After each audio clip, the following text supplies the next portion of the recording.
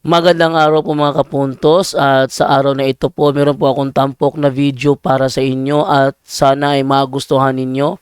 Kaya sa mga bago pa po sa aming channel, please po don't forget to hit the subscribe button at ang notification bell para maging notified kayo sa bawat video na ilalabas ko sa channel na ito. At bilang kahilingan po ng punto por punto team at naway maintindihan po ninyo, sana po wag nyo pong i-skip yung mga ads sa aming mga video. Sa maliit na bagay na po na yan, malaking tulong po yan sa ating programa at sa ating ministry. Sana po maunawaan po ninyo. Maraming salamat po, kaya wag na po natin patagalin. Simulan na po natin.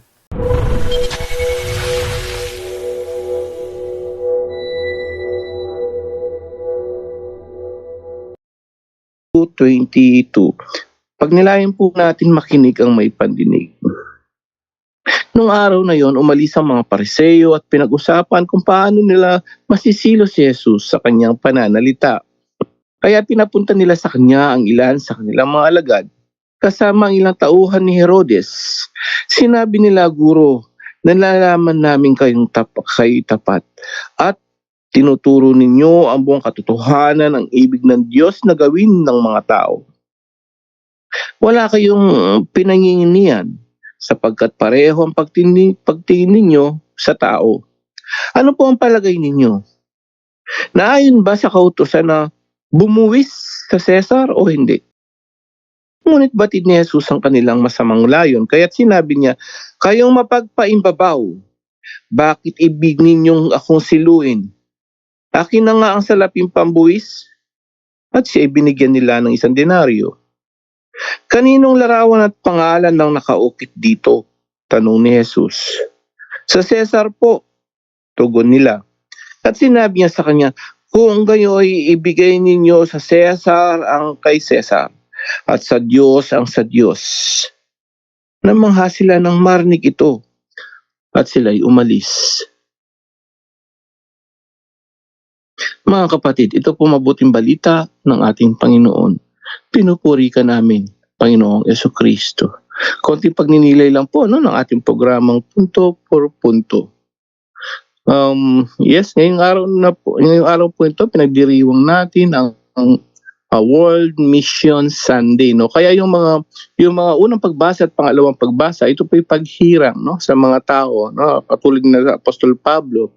So during that time, even when Jesus, no, nung bumalik na siya sa Ama, no, nung umakyat na sa langit, before nag-ginawa yun, sabi niya sa Mateo 28:18-20, sabi niya, di ba, humayo kayo, no, so kalatan yung buong bansa at gawin yung mga alagad, ituro ninyo, no, it's a mission, no, mission po yun sa lahat ng mga tao at hanggang ngayon ginagawa po yung mission na yun, no. Pero nga tayong kilala, dalawang santo na Filipino na kilalang-kilala sa buong mundo ngayon, no? Yung si San Lorenzo Ruiz, no? Nag-mission siya saan? Actually dito po yun sa Japan, no? Sa mga hindi nagdaan siya sa Okinawa, no? 16th century pa yon. Mission niya dito sa Japan, ma-convert man lang sana yung mga Hapon. Tapos yun nga, no? Dumaan sa Okinawa, pero yun, actually tinorture siya at pinatay doon sa Nagasaki. Yes, Onishigaki, somewhere like doon banda sa Japan. So pero dumaan po siya dito sa Okinawa, no? Yun ayon sa history.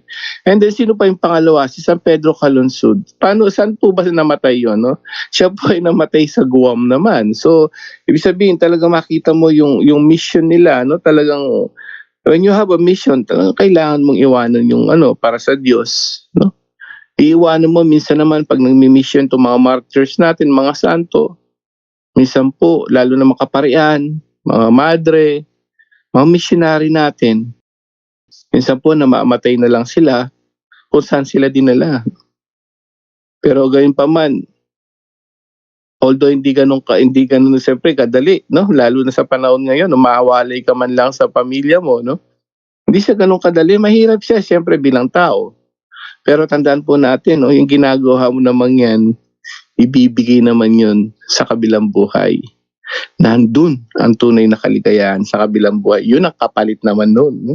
So lahat po tayo ngayon, hindi naman kailangan tayong torturin, patayin, mag-mission sa ibang lugar, no? Even in a small way, no? Small things. Even kahit po sa ano mo, sa halimbawa sa pamilya mo, no? Katulad sa mga anak mo, ano ba mission mo? Pwede ka rin naman mag-mission mga kapatid, no? Mga nakikinig ngayon. Hindi lang naman sa mga martyrs, sa mga tinawag, no? Sa mga kailangan mo maging saint doon sa ibang ano. No, you can be a saint kahit kahit may pamilya ka. Anong gagawin mo? Yun nga, dapat mamuhay ka sa state of grace, mag-aral ka ng salita ng Diyos at ipahayag mo pa rin yon kahit sa inyong buong sa pamilya mo. Remember, no, ang pinakapamilya natin, domestic church yan, no? Pinakaunang church yan. So, mission mo kapatid, nanay, tatay, ang mission nyo, mag-aral muna, tapos ikatechize ang mga anak nyo. Sa asawa nyo ganun din, lalaki babae, no? So sa asawa mo lalaki, yayain mo, turuan mo, no? Magkaroon kayo ng at least Bible study diyan sa bahay nyo. Kaibigan mo ganun din, no? Yayain mo sila magsimba, yayain nyo mag-Bible study diyan. That's the mission from Jesus. Sasabi kasi, palaganap niyo ang mabuting balita, no? Yung salita daw niya. Kasi tandaan natin, di ba? Yun ang maghuhukom. Dapat may alam yung anak mo, kaibigan mo, asawa mo, dun sa salita ni Lord, dahil yun, dun siya huhukuman. Paano kung wala siyang alam?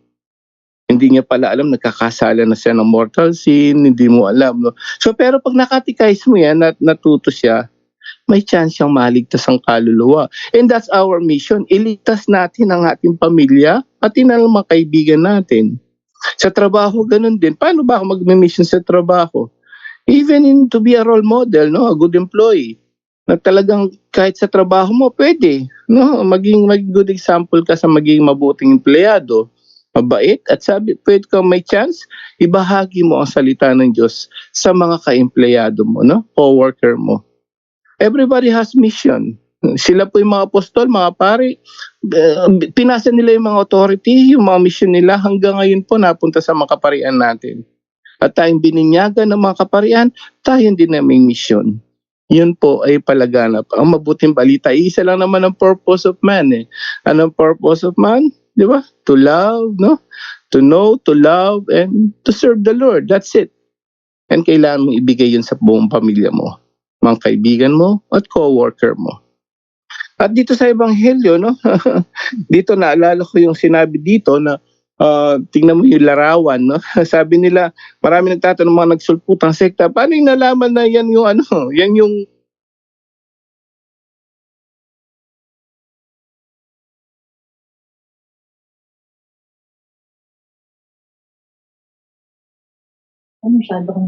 yes. So, paano mo malalaman ng larawan? Ayan, ano sabi rito? Ibigay mo, no? Ipakita mo. Tapos kaya nakita mo yung denaryo niya may larawan. So, noon pa lang may larawan na. Nakaukit nga si Cesar doon sa larawan. So, ang ating Panginoon Jesucristo pa. Di ba? At panghuli, ito na, yung pagbabayad ng buwis. Kapatid, no, paalala po sa atin. Sabi na ating Panginoon Jesucristo, ito mahalaga to, gusto ko bigyan ng diin. Pagbabayad ng buwis, paying your tax. Are you paying your tax? Kasi sabi rito, ang ating Panginoon Jesucristo nagsabi, ibigay niyo kay Cesar. Ibig sabihin, ibigay niyo sa gobyerno. Ang dapat sa gobyerno. At pinag-uusapan po rito, buwis. So sa lahat mo nakikinig, lalo na yung mga, yung mga siyempre, mga YouTuber na kumikita na, no? So, sabi natin, Panginoon Jesucristo, ang salita ko ang huhukom sa inyo, at isa sa salita niya, ibigay niyo sa gobyerno dapat. Ano ibibigay sa gobyerno? Even although may ano naman yan may bracket po yung tax naman hindi naman malaki yan pag maliit lang ang sweldo mo. Even YouTuber po paalala, pag kumikita na kayo, kailangan hangga't maaari ibigay nyo yung para sa gobyerno din po Huwag natin sarilinin yung mga kumikita na sa YouTube, no? Kasi sabi natin Panginoon Jesucristo yan, ibigay mo dapat yan. Freelancer ka man o private individual ka man, kumikita ka ng sarili mong freelance, dapat mag-ano ka ng ITR mo, income tax return, mag-apply ka. Sarili mo, magbayad ka pa rin sa gobyerno. Ibigay kay Cesar, ang dapat kay Cesar. Sa Diyos naman, ayan, ibigay mo sa Diyos ang tamang oras mo. Yan po ang paalala sa atin ng ating ebanghelyo ngayong araw na to. Ito po, no? Ibigay nyo ang oras nyo para sa Diyos, ibigay nyo rin yung dapat buwis na dapat bayaran natin sa gobyerno. Amen. Yun lang po, naway kabayan tayo ng Banal na Espiritu ngayong gabing ito. To God be the glory. Salamat po. Back to you, Bro Jando, and good luck po sa magte-testimony ngayong gabing ito. Good luck po sa inyo. Okay. Ulitin ko ha. Ngayong gabing ito, walang sacramental blessing kasi nasa biyahe si Father Darwin. Yan. Pangalawa, ang tanong na tatanggapin, yaon lamang nasa comment section ng mga live namin. Hindi muna kami tatanggap ng tanong mula sa Zoom.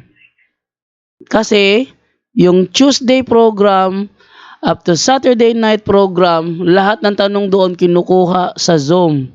Sa Sunday night, kukuha kami ng katanungan doon lang sa mga comment section ng aming live. Pangatlo, ang magre-raise hand ngayon ay magte-testimony lang. Okay? Una, walang sacramental blessing ngayon. Pangalawa, lahat ng katanungang sasagutin ay galing sa comment section. At pangatlo, ang magre-raise hand lamang sa Zoom ay yaon lamang magbibigay ng kanyang testimony. Ang testimony ibibigay is, una, paano niya natagpuan ang punto por punto? Or, it's either to, it's either or, ano ang naitulong sa kanya ng programang punto por punto? Or, conversion story from Protestant to Catholic. And 4, experience niya sa mga sacramentals na nablessingan during sacramental blessing. Okay. So, atin na simulan ang ating video presentation ngayong gabing ito, kung saan is mayroong feature si Mr.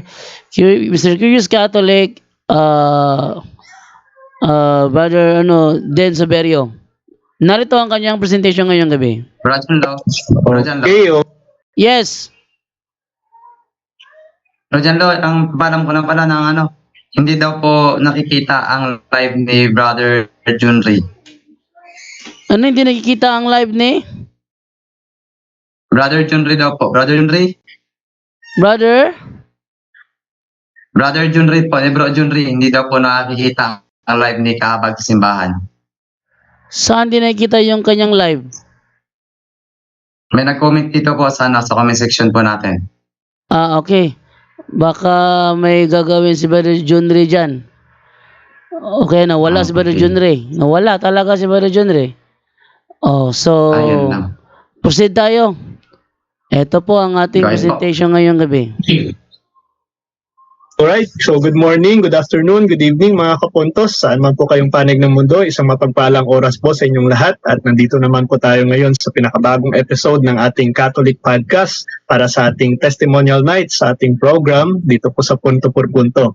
At makakasama po ninyo ako bilang host, Brother Dens of Mr. Curious Catholic, sa isa na namang makabuluhan at punong-puno ng aral na kwento ng karanasan at conversion story ng mga espesyal na panauhin natin ngayon towards Catholicism. So hindi ko na po patatagalin pa. Please welcome Sister Rowena Tapik. Sis, kumusta po kayo? Hi po, good evening po. Gabi na po dito sa Singapore. Okay naman po, salamat. Thanks be to God. Thanks for His blessing and good.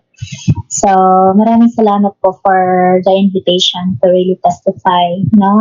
It's my privilege po na haharap po sa inyo na mag-testimony po kahit alam kong maraming nakakilala sa akin before, kung sino man ang makakapanood o makapakinig nito, sana naman po they will be empowered as well, no? So, yun lang po. Kaya ako haharap para po i-encourage po yung iba to really follow the right path. Yun po. Salamat. Alright. By the way, sino po si Sister Rowena Tapik? Para at least may idea po yung mga tagapanood po natin at mas makilala po nila kayo. So, just a brief introduction po about sa inyong sarili at kung ano po yung mga naging karanasan ninyo or background ninyo. Sige po. Um, sa mga hindi pa po nakakilala sa akin, ako po si Rowena Tapi, known as Weng Tapik. Yun naman palayo natin sa Pinas. So, ako po ay lumalaking Aglipayan. I was an Aglipayan from childhood hanggang lumaki. So natuto lang akong pumasok sa Catholic kasi nakita naman namin na wala para pareho lang naman ang mga yung mass, celebration ng mass. Meron din naman yung Holy Eucharist at whatever. Pagkakaiba lang naman is yung confession. So, aside from that, I grew up also in Agusan del Sur, Loreto Agusan del Sur, kung saan malayo sa syudad. So, lahat nasa mga spiritual, connected din po ito sa spiritual warfare. Kaya marami pong nangyayari na doon ako lumalapit. Kami lahat, buong pamilya, lumalapit sa mga albularyo or yun, yung mga ganyan. Saka maraming mga, let's say, mga paganism pa yata. Ano ba yung tawag nun? Mga occultism, different, yung mga ganyan. So, doon po parang nasanay kami o yun ang kinalakihan namin at saka paniniwala. So, nag-umpisa akong pumasok sa Catholic nung nasa Cebu na po ako, nag-aral na po ako ng college. Tapos, thinking na my vocation ako, I was called for religious life. I tried to enter into a congregation, which is, ayoko na lang ibanggit yung congregation na yun. So, yun, akala ko yun yung conversion ko, no? Leaving behind everything to serve God, pero hindi ko nakita yung hinahanap ko, no? Hindi na-fulfill yung longing ko doon. So, I went out when my mother died. Nung namatay yung nanay ko, lumabas ako sa congregation, hindi na po ako nag-renew ng hindi na ako nag-renew ng profession ko. So, ng vows, I mean, after 3 years. So, naging professed sister po ako for 3 years. No? So, yun naman, yung journey of faith din naman it was good, no? Na nakilala ko naman yung pero ang pagkakaiba talaga is hindi ko masabi yung deepening of my faith. Yung kahit nasa congregation na ako. So, nung lumabas na ako, nagtatrabaho na po ako kung saan-saan, trying to survive and support the family. I am the youngest of the family. We're quite big. Ito po kaming magkakapatid. Ako lang bunso. At the only single in the family. So, parang breadwinner po. So, nung nagtrabaho na ako sa labas ng bansa, tapos marami na akong na-experience na mga what we say, parang karamdaman sa katawan, no? Marami na, at saka hindi lang karamdaman sa physical, but more on spiritual. Kasi as I said, pumasok po ako sa congregation, there's always a time for prayer, no? Tapos na nasa alabas na, wala na pong community na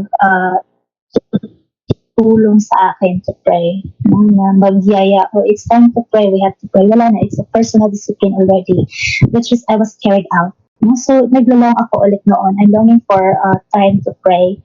Pero kahit I have this longing inside me, kahit gusto kong magdasal, hindi na ako makapagdasal. No?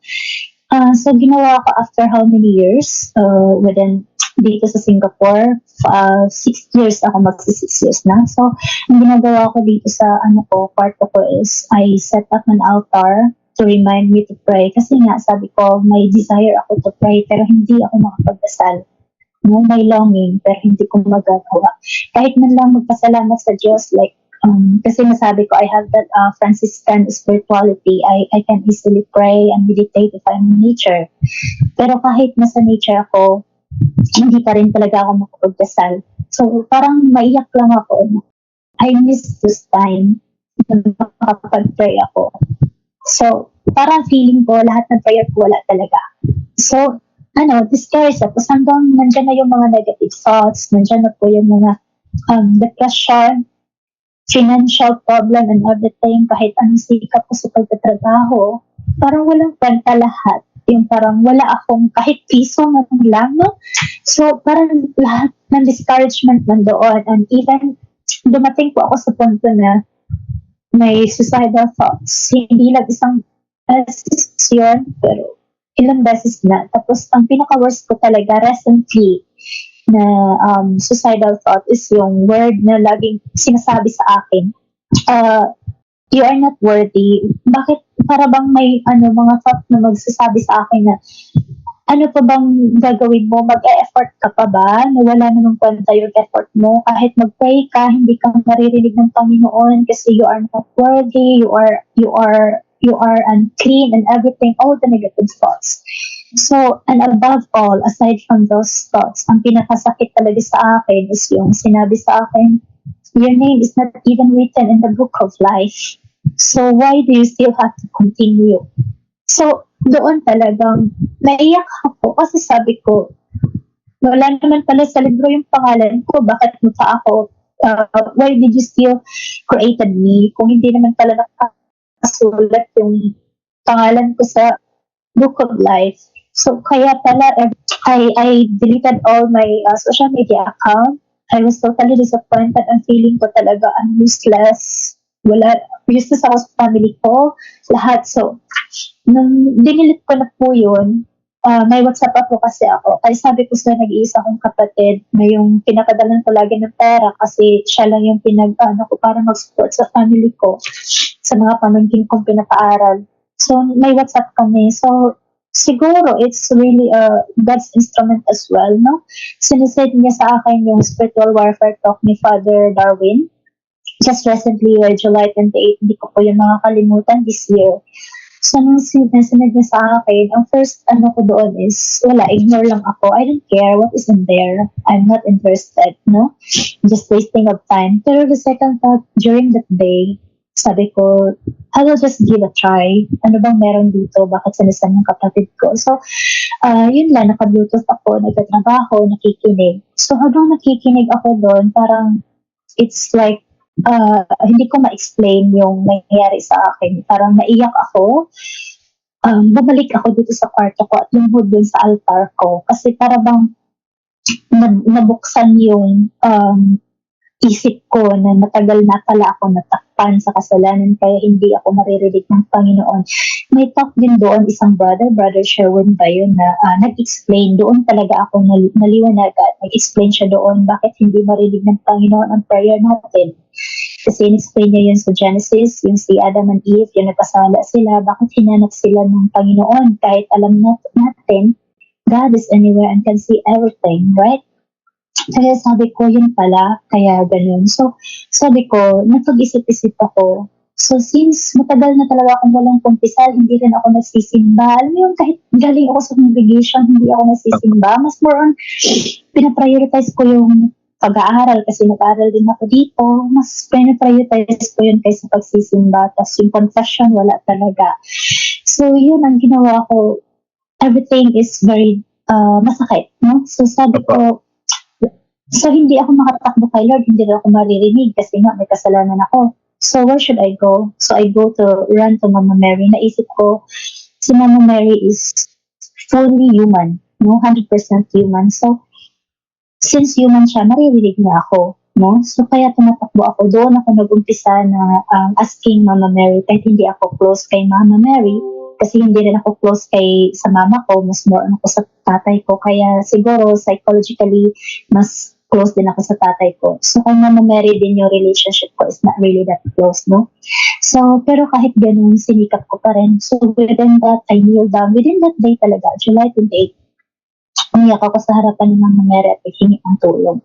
So, sinusubukan ko in that very day, at paggabi noon, nagro-rosary ako. Ang haba na rosary, alam niyo po bro, umabot ako ng alas 12 o alauna yata. Kasi nakakatulog talaga ako. Alam mo yung kaumpisa pa lang, nagro-rosary ako para lang tulungan ako ni Mama Mary. Lagi ako nakakatulog. Balik na naman ako hanggang natapos ko. Hanggang komportable, no? Tapos, yun ang first struggle ko. So, within that, sabi ko, okay, ano ko ngayon, ang first project ko, spiritual project ko, within this Sunday, kasi Sunday lang ako makakalabas, no? Sabi ko, this Sunday, renunciation talaga is, i-renounce ko yung, mga occultism, like, meron kasi akong amulet, meron din akong oil na pinadala ng albularyo bago ako napunta dito, kasi, actually, nakalapit ako sa albularyo ulit nung kahit nag-Madrid ako, lumabas na ako, nakalapit ako kasi bago yung flight ko, 3 days before my flight, 3 days talaga, hindi ako makabangon. No? Yung bigla na lang yung lahat ng joints ko, sobrang sakit. Kahit pag-upo, lahat ng action ko, hindi ko magagawa. So, kailangan nakahilata lang talaga ako. So, since hindi ako makabangon, worry ako kasi lilipad na ako eh. Paano na lang yung visa ko? Paano ko bayaran yung ginastos ng employer ko? So, dahil doon, sabi ng kapatid ko, punta tayo doon sa pinaka well-known na albularyo. No? So, kaya pumunta kami doon. Tinutulungan nila ako kasi hindi nga ako makagalaw, no? Sinakay nila ako dun sa sasakyan sa motorcycle. So, nung pagdating ko dun, umupo lang ako, pinagdasalan ng albularyo. Nakauwi ako, nakalakad ako in that instant, no? So, sabi niya, you need some protection lalo na nakauwi ka doon. Sabi niya gano'n. So, syempre, naniwala naman din ako. Kasi nga, gumaling ako in that instant, no? So, sabi ko, sige. Tapos, ayun, bumiling ng ambulance. Something funny. Pero yun talaga yung akala ko, which is, lahat naman biktima nun. So, nun, bumili ako. Tapos, yun ang nangyari. Nandito na. Maya ko na lang po ikwento yung tungkol sa amulet, no? Sige. I-continue ko na lang po yung spiritual project ko within that week. Sis, yung experience po ninyo na dumating po kayo sa punto ng inyong buhay na very down na po kayo at humantong na sa punto na parang gusto niya rin pong magpakamatay, kagaya po ng sinasabi ninyo. Malaking factor po ba yung paglapit ninyo sa mga occult practices, kagaya po ng mga albularyo, yung mga kultura natin yan, no? Nating mga Pilipino yan. So, naging factor po ba yan sa karoon po kayo ng depression sa inyong sarili, yung paglapit ninyo sa mga occult practices? Actually, hindi ko lang masabi na paglalapit. Kasi po, plan po talaga namin, as I know, just recently, no? Marami din palang mga ganyan. May mga aginat, yung mga kalululuhan ko. Oo, so hanggang ngayon na, well-known well. Alam mo yung may balon, ano ba yun sa Tagalog, yung well, no? Yung kung saan tayo kukuha ng tubig na mainit. Hindi ko alam sa Tagalog. Pasensya na. Okay. Bisaya po ako. Bubon para sa amin eh. So, I don't know how to say it in Tagalog. Pero parang basta yun nga, yung well. So, yun daw yung ng pinakalolo namin. So, napaka-powerful daw na. So, hanggang ngayon, may tubig. Kahit daw nag-drought na ilang taon, sa buong lugar na yun, o sa kahit ibang lang barangay, pupunta doon to get water. No? Kasi yun lang daw may tubig. Dahil may nilibing yung lolo ko doon. So, iwan ko po pang ilang henerasyon na kami. So, yung tatay ko. Tapos yung tatay ko din, meron ding mga oil, meron din siyang pinipray. Yun nga ang idol ko sa dati. Idol ko rin yung tatay ko sa prayer. Anytime that I'm longing for prayer, I always look back to my father. Sabi ko, sana ganun ako kay tatay. Kahit gano'n ko pagod, lagi pa rin nagdadasal. Gigising ng madaling araw to pray. Kahit pagod sa trabaho, bago matulog, nag-pray, in which hindi ko talaga nagagawa. No, idol ko sa prayer yung tatay ko, pero hindi ko alam na occultism pala yun. So, yun, aside from paglalapit namin sa albularyo, meron din talaga sa clan namin. No? So, I think that's the reason why na mas pinaka-reason. So, ano po yung naging rason ninyo para malampasan yung mga pagsubok na gano'n? Halimbawa, tumato na kayo sa punto na very down na kayo sa inyong sarili, ano po yung nagudyok sa inyo na malampasan yung mga pagsubok na yun? Sa akin lang po bro, nung nakaraan po, yung buhay pa yung mama ko, na-try ko na po kasi din yun, na parang gusto ko, nasa Cebu pa lang ako kasi marami talaga akong mga negative experience, especially hatred, no? Kasi since this is recorded, yung panala yun kasi syempre maraming nakakilala sa akin, tsaka related din naman sa no? So marami akong hatred talaga, lalo na sa close family, family lines. Hindi lang sa first family at saka din, mga cousins, ganyan. So, marami akong hatred. So, yun ang masasabi ko na, I don't know, basta yun. So dahil sa marami po kayong hatred, natuto na lang po kayong magpatawad at doon po kayo na-overcome yung mga pagsubok na yun? Actually, yun nga, marami akong hatred. Sinusubukan kong magpatawad kahit mahirap naman talaga siya, no? Pero masabi ko na yung forgiveness is actually, yun din ang masabi ko, bro, na dahil sa punto per punto, I learned how to really differentiate, which is kung ano yung totoong forgiveness, yung genuine forgiveness. Kasi dati akala ko na forgive ko na sila, pero yun pala, nasa isip ko lang, wala talaga sa puso. Alam mo yung pagkakaiba, no? Kasi pag naisip ko pa, nandiyan pa rin yung emosyon kahit ilang taon na po nakalipas. Pero with the help of punto per punto, with the prayer of the church, it really makes different. No? Marami talagang pagkakaiba. So yun lang ang difference ko ngayon. So, Nakatulong po ba yung nakatulong po ba yung paglapit ninyo sa Sacrament of Confession para matuto po kayong magpatawad, mag-give up yung hatred ninyo? Yun po talaga ang pinaka-main po talaga, bro, no? Kasi nga sabi ko, siguro dahil sa kasanayan ko sa Agitayan na hindi kami nagko-confession, like direct to God kami. So, yun ang parang naano ko pa rin, nadala-dala kahit saan ako nagpunta, no? So, since nga bata pa kami, Agitayan na, di ba? So, yun talaga ang inaano ko, which is, pag may mga panahon ako na mag-isip ng masama sa sarili ko, first talaga mabuhay ko yung mama ko, yun yung passion kanina. So, mama ko ang nakikita ko kaya hindi ko natutuloy, no? Sa panahon na gusto kong gagawin, makikita ko yung mama ko umiiyak, so hindi ko magawa, hindi ko matuloy. So sa second time, recently, yung iniisip ko na gawin, since wala na yung mama ko, ang amo ko naman ang lagi nagpapa-remind sa akin. I don't know, hindi ko naman pinapahalata, hindi naman nila alam na may karanasan ako, hindi ko naman pinapahalata, pero every time lagi niyang sasabihin, wag na wag kang magpapakamatay sa sa bahay ko. Alam mo yung mga ganyan. Kaya sabi ko, bakit kaya? Sabi ng kapatid ko, kasi alam ni Lord yun. Kaya syempre, God is using instrument to talk to you. So, yung amo ko lagi nakapigil din sa akin recently, na kahit marami akong pinaplano. So, yun po, after ng yung first project ko talaga is to renounce, no? So, maraming retaliation po talaga in that moment po, brother. So, hindi ko pa alam yung terminology, hindi ko alam yung retaliation. Ang alam ko lang is nasa isip ko na mag-fight back talaga sa akin yung demonyo. Kasi yung amulet, tinanggal ko po kasi siya previously siguro mga 3 to 4 months before ako natuto sa punto. Tinanggal ko siya kasi parang nahihiya ako since salmist ako doon sa simbahan. Tapos yung nakadress kami, parang lumalabas nagdidiri ako sa nilabas ko, no? Ayaw kong gamitin.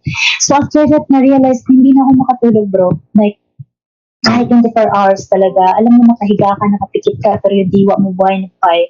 So lahat nakapansin na sa akin na parang yung mukha ko talaga super dry, tsaka alam nilang pagod ako, no?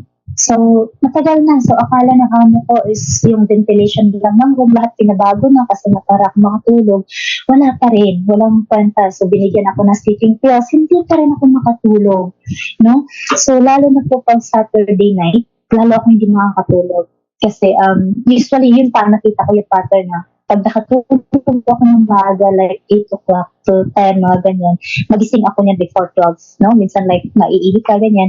Tapos hindi na ako makatulog hanggang mag-gamot niyan. Yun yung ko. Minsan, makarinig lang ako ng nung ingay, outside or inside, mga ganyan. So, hindi na makatulog. So, after Mga ilang taon po kayo nag-suffer ng ganong kondisyon? Mga ilang taon po yan?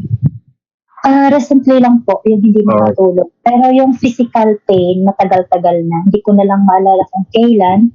Pero po talaga, ka-experience na po kasi ako ng mga kulang-kulang 2 times na. So, pangalawa yung bago ako napunta dito. So, before then, lumabas ako sa convent, agad-agad, no?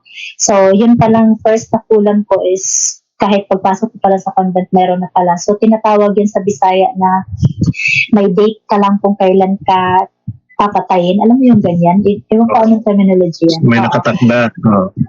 Yung may nakataning yata. Sinabi niya, 3 years ka lang, 8 years ka lang. Yung ganyan. So, naranasan ko yun. So, yun nga, after nung nangyari na yun, doon na yung retaliation, yung na ako. Alam mo yung nangyari sa akin, bro, nung na gusto ko nang pumunta doon sa simbahan kasi Sunday na, dala-dala ko na yung amulet, yung oil, lahat na yun.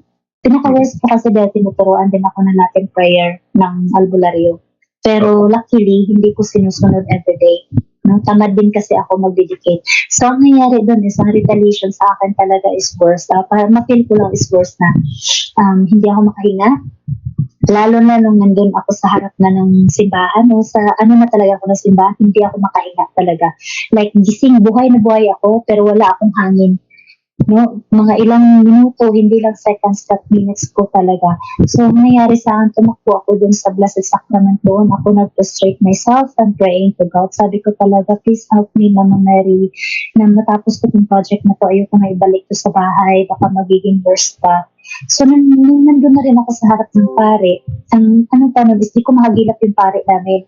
So, talagang nag-pray ako, so, please help me, and gano'n. Tapos, nung nakita ko na yung pare, yung na-empty na naman yung utak ko. Alam mo yun, nasa harap na ako ng pare. Sabi ng pare, what do you need? Sabi ko, Father, I need, pero hindi ko masabi. Ano ba yung word? Ano ba yung dapat kong sabihin? So, since hindi ako makasalita, kinuha ko sa bag ko at pinakita sa kanya. So, naintindihan na ng pare yung ibig sabihin. So, dinala niya ako doon sa office. Pero actually po, Father, effective pa rin po siya kahit hindi siya yung sinusunod yung sinasabi ni Father Darwin na i-break yun. Hindi po talaga na-break yun. Ang nangyari lang is pinabasa niya ako ng renouncement prayer one time, which is pala is 3 times, diba? So yung proper talaga nun is 3 times. Ngayon ko lang nalaman. Pero kahit isang beses lang, it works. So yung na-renounce ko, so pagkatapos nun, bumalik na ako sa choir kasi may practice pa kami. Lahat ng mga tao agad-agad nila napansin. Sila mismo naka-witness nakita nila sa aura ko ang pagkakaiba. No? So, pag-renounce ko lang in that instant. So, after nun, yung hindi na ako makahinga, yung lalo na, bago nangyari yun, grabe yung diarrhea ko po. Parang hindi na ako matubig sa toilet noon. Parang hindi ako makaalis. So, sabi ko, kahit na magdala ako ng extra damit, kahit anong mangyari, punta pa rin talaga ako. No? So, ayun determination ko. So, nag-give up ko na. So, the second week, kasi hindi ko naman talaga matapos yung project na yun, is the confession. Confession na naman yung project ko. General confession. So within that week then, na second week, I'm always listening to punto for punto para mas more madagdagan yung knowledge ko kung ano pa ba yung mga kasalanan ko noon, lalo na sa occultism, no? So doon, every time na may marinig ako, tatakbo ako sa kwarto ko, sulat ko yun. Kasalanan pala yun, may sulat ko. So hanggang so yun din, may retaliation din po talaga, brother. Yung nangyari is, yun, pagpapunta na ako sa confession din, same ang nangyari. Hindi na ako makahinga, yung mawala ako, mablangko ako sa sarili ko. Pero since nakalista lahat, nandun ako sa harap na, ang first talaga, bro, is I really fail, no? Kasi iwan ko ba bakit nung nasa harap na ako is ako na ang susunod. Nung nandun na ako, bigla na lang dumating sa isip ko, act of contrition. Alam mo yung ganon? Wala akong, hindi ko na yata na-memorize kasi ang tagal na ako hindi nagka-confession. How many years? 8 years na gano'n. So, hinahanap ko yung telepono ko para in case mag-screenshot na lang ako. Bro, hindi ko mahanap yung telepono ko. Kahit anong ginagawa ko, yung bag ko, hinalangkat ko doon sa upuan ng simbahan. Wala akong telepono. Sabi ko, patay na. Pag hinahanap ng pare, hindi makumpleto yung confession ko. Di umuwi ako. Failure ako. So, umuwi ako dun dito sa bahay. Umiyak na naman ako dun kay Mama Mary. Sabi ko, Mama Mary, I failed. I'm so sorry. Help me. Minsan lang pala yung cellphone ko sa harapan ko. Sa lang talaga. Sa main, kahit anong buklat ko, hindi ko makita. So, nung second na sabi ko, hindi na ako magpadala. So, sinulat ko na talaga lahat. So, nagawa ko na. And the next day, Sunday yun, the third Sunday, yun po nakita ko, brother, yung physical healing. No? Kahit hindi ko in-expect. Alam mo yun, ang dami kong nararamdaman, brother. Sakit sa likod, sakit sa paa, sakit sa ulo, tapos yung mata parang laging mabigat. At saka alam mo, minsan may panahon din ako hindi makatulog or kahit araw pa, kahit gising na gising ako, yung parang hindi ko maintindihan na parang may hangin na dadapo sa balat ko na hindi ko maintindihan. Ano yung paghangin na electric fan, iba alam mo yun, ito parang hindi ko ma-explain. There's something really, I cannot explain kung ano yung hangin na yan. So, may mga ganyan na naranasan ko, lahat ko nawala siya bigla. So, pag Monday pagising ko, na-realize ko, wala lahat ng nararamdaman ko na ganito. Yung lahat sabay-sabay nagkandawala siya after ng confession ko. So doon ano na naman ako, parang naiyak kasi hindi ko ina-expect ba, no? Na ganun pala ka-generous yung Panginoon pag lalapit ka, pag isurrender mo, at saka yung willing ka talagang tanggapin, at saka with all humility to accept all the mistakes that we have done. Is luluhod ako doon. Nawala talaga siya lahat. Kaya umiyak ako, tears of joy, thanking Mama Mary really for the intercession. So yun po yung story of conversion ko. So yung rosary na, di ba nga, nag-struggle ako. So noon, nahirapan akong matapos yung rosary. Pangalawa, parang pinuputol ko ba, I don't know if it is right, like first and third mystery lang muna yung ginagawa ko. Kasi ang haba, alam mo yung, parang ganun ba? Oo. So sabi ko, kakantahin ko na lang yung kanta. Yung ginawa ko, pero ngayon so far talaga, lalo na po yung pag nagro-rosary ako, pag vocal po, mag-Hail Mary ako vocal, hindi ako nakakahinga, para hinihingal ako. Yun ang nararamdaman ko. Pero so far, everything is now okay. Hindi na ako hinihingal kahit gaano kahaba pa ng conversation ko, magdasal, rosary, lahat hindi na po ako hinihingal, nawawala na po siya. So, yun po ang unang So sa tingin niyo po ba sis, naging malaking tulong po ba sa paglapit, dahil sa paglapit ninyo sa simbahan, sa pagkuha ninyo ng mga kaalaman sa punto por punto, sa mga natutunan ninyo, malaking tulong po ba ito sa inyong pagbabago ngayon? At naging okay bang buhay ninyo i-compare ninyo sa dati? Amen po bro. Masabi ko talaga, siguro 99% ang pagkakaiba sa buhay ko noon. Spiritual life pa lang, yun na. Tapos yung inner healing, about forgiveness, at saka yung, aside from physical, no? Yung physical is very visible. Pero yung pangalawa is yung inner self ko talaga. Oo. So yung nakita ko yung, alam mo yung, ilang buwan na, mula nung July yun, no? Ilang buwan na hanggang ngayon, I'm still at peace. Yung hindi ko naramdaman noon na ganito, na parang ang tagal, hanggang ngayon, mapayapa pa rin ako, yung hindi na ako ba naiirita. Kasi, yun nga, dati kahit doorbell lang, parang sasabog na yung sarili ko. Kahit kunting ingay, naiinis na ako. Ayoko maingay. Lahat, galit na ako. Yung galit ko, grabe na, no? Pero grabe din yung control ko talaga. Kasi syempre, pag makulong ako dito sa Singapore, grabe stricto, no? So talaga, grabe din talaga yung tigil ko.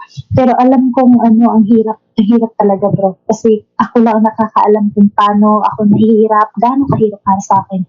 Yung lahat na kinokontrol ko, yung galit ko, yung pagka-irritable ko, yung nararamdaman ko sa katawan, kahit pagod o ano man yung nararamdaman ko sa katawan ko. No? So, lahat ngayon, lalo na financial, alam ko naman wala talaga ako pera, pero kasi nga may pinapaaral o may sinusuportaan, pero hindi ko na po nararamdaman yung, alam mo yung iniisip sa future. So, hindi na ako nag-worry. Tapos, ang napansin ko pa before, I'm always living in the future. Yung parang nag-iisip lagi, anong gagawin, nagpaplano, plan B. Alam mo yung daming plano? Ganyan ako noon. Tapos kung sa past din naman, lagi kong naiisip yung mga nakaraan, no? Na minsan nagiging emotional ako na hindi naman nararapat. Tapos ngayon is, ang pagkakaiba is I'm in the present moment. Like, I'm not thinking so much in the future. I'm not also thinking in the past, no? So, ang iniisip ko lang is today to finish my work, and after this, I am always thinking I have to set a time to pray. So, lalo na pag na-late ako magising, so kailangan ko pang parang insecure ako pag hindi ako nakapray, lalo na yung prayer for protection, no? Kahit hindi ko ma-pray lahat ng prayer, basta yung prayer for protection is like, it's my shield during the day. So, I am very confident pag nakapray na ako niyan, kahit saan ako nagpunta, lalo na sa Singapore na maraming mga paganism, masabi natin, yung mga Buddha kung saan, mga altar-altar. Parang hindi ako natatakot na noon. Sabi ko, the Lord is my shepherd. You know, yung sa Psalm 23 na kahit you walk in the valley of darkness, I fear no evil. Alam mo yung mga ganun, hindi na ako takot. Basta nakapray. So, yun ang pagkakaiba po. Sis Rowena, ano po yung mapapayo ninyo sa mga kapatid natin na nag-suffer din ng mga ganong cases kagaya ninyo, na may mga suicidal thoughts, maraming mga problema na kinakaharap din, at may mga cases din na lumapit sa mga albularyo at ginagambala din ng mga demonyo ng mga atake, ng mga iba't ibang atake kagaya ninyo. So ano po yung mapapayo ninyo para sa kanila?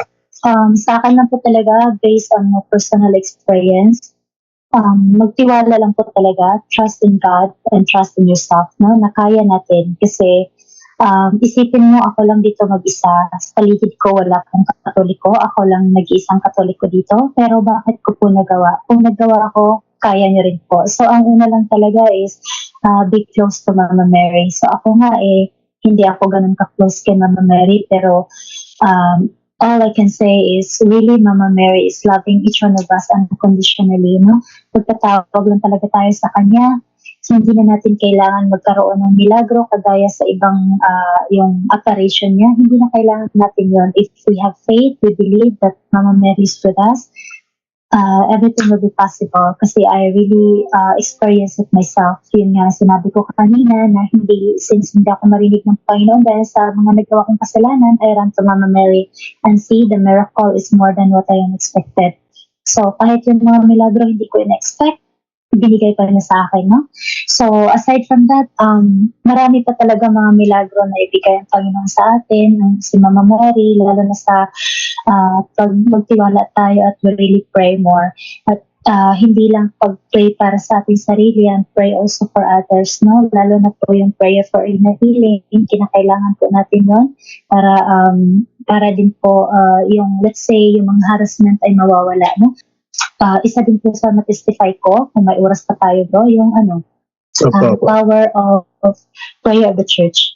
No, kahit ako, since wala akong book of Father Sikia na laging pinopromote ni Father Darwin, wala akong yan. So, anong ginagawa ko is, naghanap ako online. No, I'm trying my best to really find. So, if there's a will, there's always a way. No, isipin mo, ako lang mag-isa, wala akong libro, pero bakit ko pa nagagawa? So, really find a way to you if you really wanted to get out from that situation. No, there's always a way. So, kahit pahaharangan ka ng mga demonyo, wag po kayo magpatalo. No? Kasi hindi ako nagpatalo and I can see everything happen and I do believe. So, of course, hindi naman masabi na, siguro, hindi ko masabi na I'm fully healed or fully, hindi ko pa alam. Siguro, suppression lang, let's say, kasi hindi naman talaga ako nakalapit ng exorcist. Baka na-suppress lang sila. Pero I still wanted to really approach an exorcist to really know kung ano na ba, totally okay na ba ako, no? Para ma-diagnose na. Of course, masabi ko naman na everything has changed, no? Marami ako nakikita. So, ang maano ko din is yung prayer of renouncement, yung na-experience ko, hinahanap ko yun sa online. Nag-pray lang ako. Yun na, di ba sabi ko bro, na nawala yon after confession, lahat ng nararamdaman ko. But there was an instant na may nag-share sa akin ba ng story na ano daw dito, may Pilipina daw na nagpalaglag, no? So, parang ako, alam mo yung emotion ko, bigla akong nagalit, no? Sabi, naka-judge ako in that very instant na hindi ko nalaman yung sinasabi ko. Na-realize ko lang afterwards na, oh my God, I'm judging already, no? Kasalanan din naman ako. So after nun, parang biglang sumakit yung balikat ko, para akong pinalo. Ang sakit yung dating nararamdaman kong sakit. So after nun, hindi na nawala. Sabi ko, grabe pala nung pag nagkasala ako. Parang na-realize ko agad, ang sakit yung balikat ko. So, yung ginagawa ko, aware ako na nagkasala talaga ako kasi nag-judge na ako, no? Nag-react ako, nagalit ako. So, lumuhod ako ulit sa altar ko, kay Mama Mary. Kasi may na talaga ako, may help of Christians, no? Bumili talaga ako kahit mahal. So, to help me pray. So, yun, ang ko, I pray the rosary as a penance. Kasi everyday nag-rosary na talaga ako, pero nag-rosary ako, it's not for my daily devotion, but for penance of what I have done. No? So, pagkatapos ng rosary ko na yun, nawala po talaga siya. No? So, every time na may nararamdaman ako, magdasal ako, ang prayer talaga, it's really very effective. You know, minsan, hindi ko in-expect ba. So, praying the rosary as a penance talaga, nawala yun. No, ang pangalawa din is yung prayer for renouncement. Kasi dati hindi ko pa alam yung prayer for renouncement kasi nga sabi ko, nag-online lang ako, yung mga resources ko online lang. So, syempre busy ako, wala akong panahon sa maraming oras para doon. So, unti-unti ko na-discover. So, nung nakita ko na yung prayer for renouncement, sabi ko, wala, hindi pa ako naka-renounce nung sinabi nila ni Father doon sa punto por punto kasi yun lang ang nangyari, one time lang. So, kailangan ko gawin din to. So, nung nag-pray na ako, mas yung nararamdaman ko is more clear na nawala talaga as in fully, no? Hindi, ganito yung nangyari the day before, Sunday, hindi ako nakakain ng almusal, tanghalian kasi maraming yung nagpadali late na. So sa Pilipino o sa Bisaya, tinatawag natin pag hindi ka nakakain, pag nalampasan ka ng gutom, di ba, minsan sasakit ulo natin, ganyan, nahihilo. Yung tawag namin is pasmado ako. So ganyan talaga yung reaction ko pag nakaskip ako ng meals, no? So since Sunday, whole day talaga hindi ako nakakain nun. Kasi nung dinner time na rin, syempre hindi ako nakakain ng breakfast at saka lunch. May pagkain ako pero wala na akong gana. So ang nangyari is, hindi na ako kakain ng buong araw. So kinabukasan, Monday, pagising ko, sobrang sakit ng katawan ko, sakit ng ulo ko, sabi ko, kailangan ko na ng saridon. Kung gano'n kasi, sakit ng ulo lang ko, pasmado na naman ako. Oo. So, wala, alam kong pasmado ko yun lang sa isip ko, no? Hindi ko iniisip yung harassment. Hindi ko iniisip yun. Kasi alam ko ganun talaga. So, in the morning, in the middle of the day, na may free na ako. So, kasi anytime naman kung may free ako, talagang mag-pray ako. No? Anytime wala akong fixed time. So, nagdasal lang ako ng renouncement. Alam mo yung prayer for renouncement of occult practices, yung mga ganyan, pati na yung non-Catholic, di ba, yung Agripay ko, part na rin yun, nire-renounce ko. After ng renunciation na yun, after dyan is, di ba, may consecration to the Blessed Virgin Mary. Nung nag-start na ako mag-pray ng consecration to the Blessed Virgin Mary, aware talaga ako. Hindi pa ako, nag-umpisa pa lang ako, Rowena Tapik, a faithless singer, yung ganyan. Nawala lahat yung nararamdaman ko, sakit sa ulo. Wow. Ano nangyari? Akala ko pasmado lang ako. Bakit wala? It's talagang, tinapos ko yung prayer ko na consecration to the Blessed Mother at umiyak talaga ako. Alam mo, sabi ko, akala ko Mama Mary, pasmado lang ako. Harassment pala yun. Alam mo yung gano'n. So, minsan na maghanap ng yung chance ba na hindi mo malaman na sila yung magawa, no? So parang sasakyan nila kasi alam ko na pasmado lang ako, dito kita titirahin, no? So hindi ko rin in-expect talaga yun, bro. Kung sabi ko, ay nako, ngayong alam ko na kaya ko na palang mag-fasting. So ngayon po sa punto na ito ay you can attest already na talagang effective yung mga prayers of the church kahit na hindi po kayo lumapit sa mga exorcist. Kagaya po ng iba, no? Sinasabi nila gusto nilang pumunta doon sa Cebu para malapitan si Father Darwin. Pero katulad ng sinasabi rin ni Father Darwin na go to your priest dahil sila lahat ng mga pari ay healer. So ngayon po sa punto na ito, ano po yung masasabi ninyo sa mga kapwa nating Katoliko na exorcist yung hinahanap nila ngunit hindi sila lumalapit sa sakramento ng simbahan? Well, ang masabi ko po talaga, no, minsan iyon yung masabi natin na masabi ko based on my experience, kahit walang exorcist, makikinig lang at naniniwala. Yun bang tinuturo nila? Kasi lagi naman tinuturo nila sinusunod. Ako nga, nagawa ko O, yung sabi ko sa'yo, bro, hindi ko nasunod-sunod lahat yun, no? Pero unti-unti, ginagawa ko. Pero it's still very effective. Pag minsan kasi pag kulang ba tayo sa pananampalataya, yung pananampalataya natin, we believe only that this person, no, ang makapagpahil sa atin.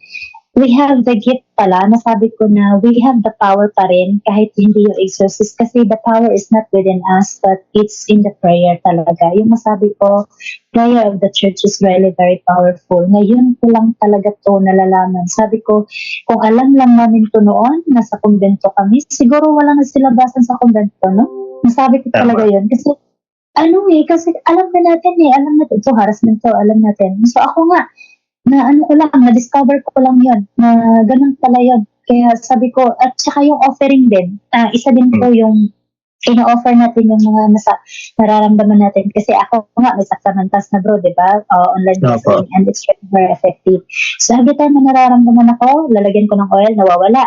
Pero naisip ko, ayoko na pong yung laging kino-comfort sarili ko, no? Kasi iniisip ko na ngayon is like, it's time to comfort Jesus instead of comforting myself. No? Kasi nga sabi ko, lagi ako nagkakasala noon, so I changed my life, my way of living. So, ang ginagawa ko pag may sakit-sakit ako nararamdaman, hindi na ako kumuha ng oil. So, ginagawa ko is, I kneel down, I offer it to God. Ina-offer ko with the intercession of the Blessed Mother. I thank you, Lord, for the gift of this pain na nararamdaman ko ngayon, kunyari sa shoulder ko. I unite it to your suffering when you carry the cross to Calvary. No, at this very moment, I'm happy to share it with you. Alam ko, hindi ito nangangalahati, pero kahit pa paano, bro, miracle po. Ino-offer ko na wala. Sabi ko, ano ba to? Ino-offer ko na nga, nawala pa. Minsan natawa ako, sabi ko, oh, yun na-realize ko din, na yun palang mga demonyo. Kasi nga, yung ino-offer mo to unite suffering of Jesus, to pray for the conversion of the people, alam mo yung ganon? Ayaw ng demonyo na mag-save ka ng kaluluwa ng iba. Kaya tinanggal niya yung harassment. Sabi ko, dapat na-realize ko itong mga ganito, parang nakakatuwa lang. No? Malaman natin, hindi na ako takot sa mga demonyo, bro. Yung mga harassment, hindi na, natatawa na lang ako.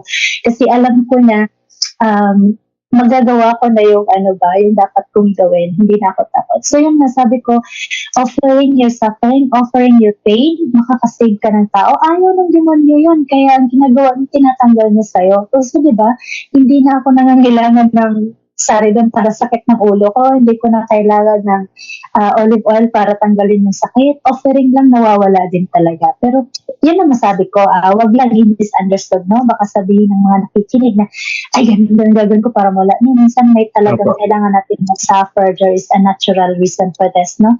Kasi pag spiritual, lang siya, harassment, yun mawawala.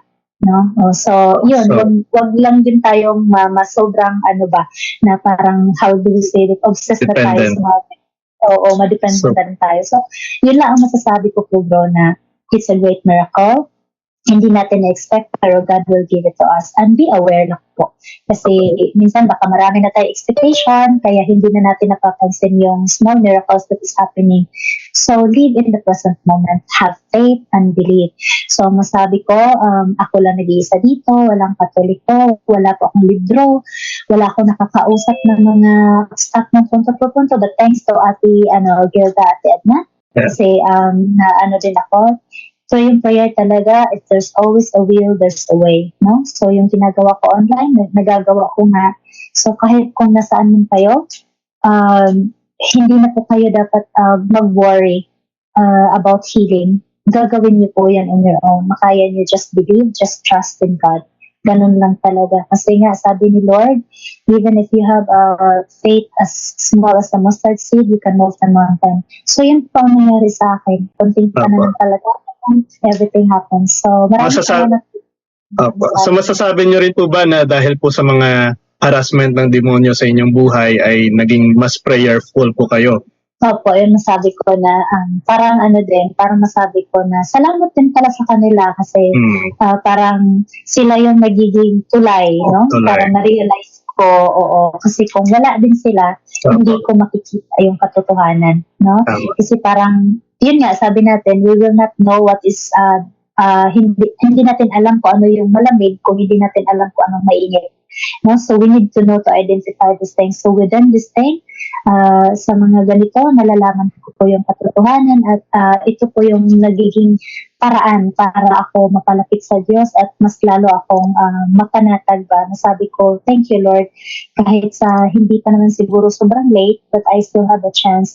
From now on, I will strive, I will continue. No? Of course, every day I fail, but yun ang palagi kong ginagawa. Pinapractice ko, I always have act of contrition na ginagawa ko po. Pag alam ko nagkakasala ako, always pray, pero hindi ibig sabihin, hindi na ako mag-umpisal kasi nag-ask na ako o nag-penance na ako, hindi po. Ginagawa ko yun personally, pero pupunta pa rin ako sa pari for healing, yung mga ganyan. So, yun lang po sa akin po. Ayan, so Baga ako. Okay. Thank you po. So thank you so much, no, Sister Rowena, at sa inyo pong pag-paunlak, no, sa ating imbitasyon na magbigay po ng inyong testimony. Talaga pong siksik, liglig at umaapaw yung kaalaman na ating nakuha ngayon, ang experiences ninyo na inyong naibahagi rin po, no, sa ating mga kapwa o kapuntos, no, na nanonood po dito. So panghuling mensahe po, kapatid natin, sa mga nakasubaybay ngayon sa mga YouTube channel ng mga kapatid natin at sa Punto por Punto. Ano po yung panghuling mensahe po ninyo sa kanila? Ulit, sabihin ko, ang mensahe ko po talaga sa inyo is ipagpatuloy po, gamitin, use your time wisely. Yun po ang ginagawa ko kasi. So instead of listening to other things or entertainment, alam mo yung isa din yung addiction sa akin, nadagdag ko pa. Pero since final na, yun ang sabi ko, instead of being addict of other music or whatever, instead try yourself to use your time listening to the teaching, teaching of the church, lalo na sa Punto por Punto or yung mga Catholic mag-ingat lang din po anong pinapakinggan, no? So alam naman natin na sa Punto por Punto, tinuturuan tayo kung ano talaga yung tama, at saka maraming milagrong nangyayari, hindi lang sa akin, sa mga karamihan din. So since alam na natin to, pagpatuloy natin, we support, and at the same time gamitin yung oras na yun, pagpakinig kahit busy ka, gamitin mo yun, pakikinig para may matutunan ka pa rin habang nagtatrabaho. So hindi ibig sabihin na wala kang oras. It's your choice to do something, no? It's a self-discipline as well. So yun, ang pagka-addict ko sa Netflix, sa mga Korean drama, tinigil ko na. Yung pagka-addict ko sa mga laro, sa mga cellphone, yung ganyan, addict ako na. Nawala yun kasi it's not because nawala dahil kundi I stopped it. No, it's a self-discipline. Ayaw ko na nun. So, if my free time, yun makikinig sa mga teaching. At saka pag everyday naman may mga bago eh. So, pag may natutunan tayo, pag may nalalaman tayo, i-share din po natin sa iba. At saka above all, hiling ko lang po talaga sa mga yung parang laging gustong talagang tumakbo doon sa Bohol para lang maano ni Father Darwin. I always tell you, based on my experience, healing can happen, no? Nasa inyo po yun, ang pananampalataya, pagtitiwala sa Diyos, at yung pag-exert effort to do it. So, wag niyo sabihin na wala kayong oras kasi ako nga nagtatrabaho, ginagawa ko, ang oras ay nasa kamay niyo. So, kayo po ang nakapag-manage sa inyong sarili. Hawak niyo yung oras niyo, hawak niyo po yung kaluluwa niyo. So, you have to do it yourself. Find a way. Okay, yun lang po ang masasabi ko at maraming salamat po. Ayan, so thank you so much po, no? So ayan mga kapuntos, no? Sa mga nakasubaybay ngayon sa ating YouTube channel, sa Facebook page ng mga kapatid natin na naka-live ngayon, no? Sana po ay marami po tayong natutunan sa gabi na ito, sa testimony na ito ng kapatid natin from other faith towards Catholicism, at sa mga experiences niya, no, from practicing occult practices, at nakita niya kung ano pong mga epekto nito sa kanyang buhay, problema, nagkaroon ng depresyon, ngunit nalampasan niya ito ng dahil po sa panalangin, sa prayers ng simbahan, at sa kanyang devotion sa kay Mama Mary. Mas napaigting at mas napatatag niya ang kanyang pananampalataya. So sana po ay maging halimbawa po si Sister Rowena sa inyo, at maaari nyo rin po siguro siyang makontak, no, sa kanyang Facebook kapag may mga katanungan po kayo sa kanya. Of course, sa kanyang palaging tinuturo po sa atin na sumubaybay palagi, no, sa mga makabuluhan na mga videos kagaya po ng ginagawa natin dito sa live, no, sa Punto por Punto, upang mas mapalawak pa ang ating kaalaman regarding spiritual warfare, and of course ang ating kaalaman sa ating simbahan, kung gaano ka-effective po ang panalangin ng ating simbahan. So ayan po, muli po, this is Mr. Curious Catholic. Sana po i-follow and subscribe po ninyo ang mga YouTube channel ng kapatid natin. Punto por Punto, Pananampalataya at Katwiran, Jando Alabado page, Katotohanan ay ating pag-usapan. Mr. 721 Catholic, Kaabag sa Simbahan, Tata Rosal, Pagsisiwalat ng Katotohanan, God's Healing Mission by Brother Angel, and of course yung YouTube and Facebook page natin, Mr. Curious Catholic. Huwag niyo po itong kalimutan, suportahan niyo po ito, at sana po ibahagi ninyo sa mga kakilala ninyo upang mas marami pang mabot nito at mas marami pa ang matulungan. So kung isa rin po kayo sa mga nabago ng ating mga programa, na ating mga ginagawang evangelization, so maaari rin po kayong makipagsangguni sa atin upang yung testimony nyo naman ang maibahagi natin sa live na ito. So muli po, to God be the glory. Pro Deo et Ecclesia.